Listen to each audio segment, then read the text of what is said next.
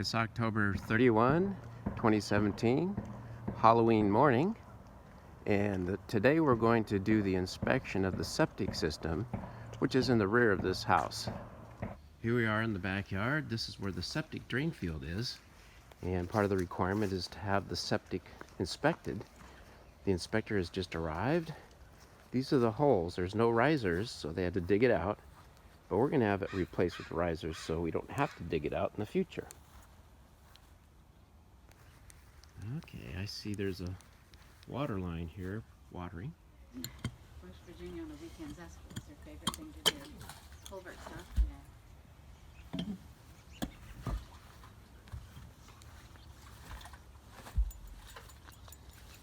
Shadow's inspecting. What do you think, Shadow? Is it okay? Don't jump in now. So this is a single tank with 2 access holes. Those that have 3 are pressurized. Shadow, pressurized, yep. Come on, girl. Now she's bored with it. My bad leg, it's a little hard to work that shovel sometimes. Well, you only have to do it, what, every couple of years? What is the standard? No, I never did it, maybe 4 or 5 years. On this system, they want this system inspected every 3 years. 3 years, okay. Last year they dug it up and they wouldn't do anything. Said it didn't need anything. It's good for another 3 to 4 years. Is there a drain field underneath the ground here? Yes, it's right here. You can actually see where it's the green stripes. Right here. That's the drain field. And right now we're just going to run the hose in it, do a little simple water test. Okay. To make sure that the drain field can handle the daily flows of a normal household. One is what, a 2-bedroom, or is it 3? It's a 3-bedroom. So it'll be 360 gallons a day. That's an awful lot for 2 people. Yeah. Right.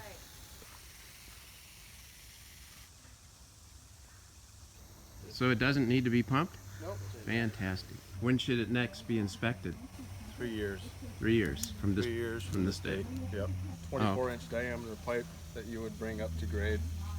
And So then put a lid over the top of it. Okay, so the pipe would insert into the hole, and then you wouldn't no longer use those anchors. No, it does not insert into the hole. You'd have to dig out around this a little bit further, and it'll sit over the top of it. Okay. And really, the way to do it right is to mortar it, Okay. the inside of it to the tank itself. So I could do it. Do it yourself. Yeah. Yep.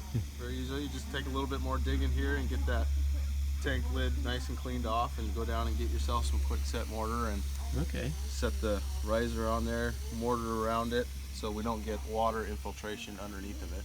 Right. And yeah, buy yourself a couple riser lids to go with them. And this one might be a little bit more difficult with that That water PVC. line right there. Well, that can probably be adjusted a little bit because I think it ends right here.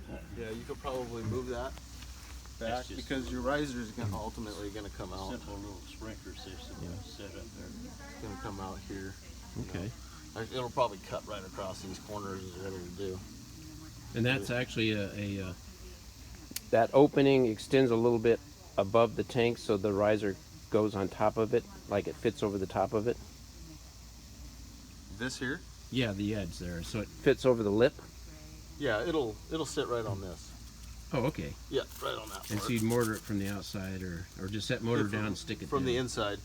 On the inside of your riser, mortar it. Oh. So once you put a riser on, you're not required to have that lid. Okay. And once you put the riser on, you won't get that lid back in there unless you knock the corners off of it. Okay. So it's a one-time fix, huh? You can knock the corners off and put those back in, so they're out of sight, out of mind. You know, Okay. But they're not required to be on there if you have a riser. Okay. Your tank, and then a kind of a loop drain field system out here. And you're going to get a copy of that, Randy? Okay. That paperwork? And we can see some of it right here. yeah, see where the it's green? greener. Yeah. Yep. Is there any issues, do you think, with roots or anything at this point? Oh yeah, roots are always an issue. We always tell people stuff like this, these little trees like this, they're gonna sniff out the effluent that The we're water. putting into that Water pipe. seeking. We haven't had any problem with it for 20 years. So. Well, what does that mean then? It will You impede might the- not have any problems, but Depending you on might. what you plant, mainly. Yeah. Anything that really loves water, Yeah. it will start Yeah, looking so And then if you do start getting some intrusion, there's, is it Steve Paulson Yep. has this little machine? every plant wants water. Oh, okay. So the roots will go that direction, Yeah, and it they're will. gonna go that direction, and what's coming out of here is basically just fertilizer Yeah. Right. for them. They're gonna love it. Okay. It'll be full of good nutrients. And But it wouldn't be a really good place to put your garden. Yeah. So no cypresses, no plantings in this radius, and just kind of watch the growth of the trees that are here. Okay, you tell him. That's right. Shadow says, "Yeah, I want to say something here." And obviously, there's no cause for driving back here, but you wouldn't want anything heavy Nope. parked in the drain field, like an RV or something. Don't do that. Okay. We don't want to sit there and run it forever. Then you measure it again after 20 minutes. Nope. That's it. Nothing came back at us. Drain Okay. field's functioning. Yeah. Doing its job. Sucking up all the water that you throw at it real quick. So that'll never happen. I mean, you'll never throw that much water at it that fast. So.